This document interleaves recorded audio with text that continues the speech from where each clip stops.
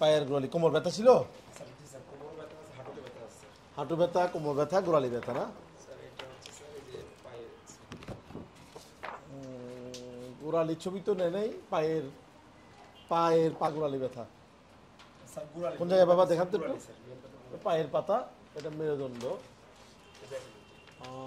আপনি আঘাত পেয়েছেন এখানে, কিন্তু ব্যথা এখন এখানে, এখানে এখানে নাই, এখানেও আছে না? আচ্ছা আচ্ছা, তারপর আর কোথায় ব্যথা আছে?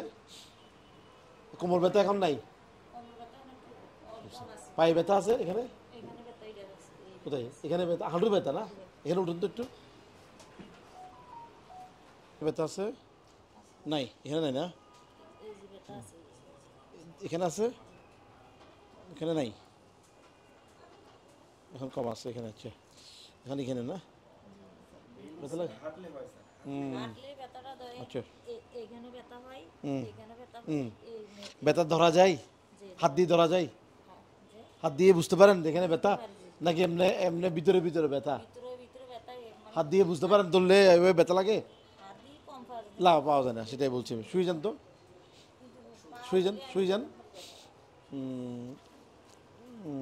ঠিক আছে, এখানে জি জি, ওনার এই জয়েন্টে ব্যথা, এখানে ব্যথা, এখানে ব্যথা। তো আমরা এখানে চাপ দিলে ব্যথা লাগছে? ব্যথা লাগছে না? অ্যাকিলিস টেন্ডনে একটু প্রবলেম আছে। এখানে একটা আঘাত পেয়েছেন, ব্যথা আছে। আচ্ছা, হাঁটুতে ওনার কিছু ক্ষয় রোগ আছে, তবে এখানে ব্যথা যেগুলো, সেগুলো এখানের কারণেও হতে পারে, আবার মেরুদণ্ডে কারণে, নার্ভে চাপ লাগার কারণে এখানে ব্যথা চলে আসতে পারে।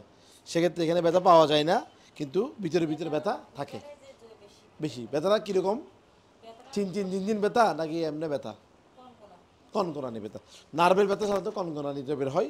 তো ওনার নার্ভের সমস্যা আছে আমি দেখছি, যেহেতু মাসেল এখানে ব্যথা আছে। হ্যাঁ, এটা সায়াটিকের কারণেও এখানে ব্যথা আসতে পারে। আমরা একটু এসএলআর টেস্ট করবো, দেখি তো বাবা, একটু পুরো তুলব।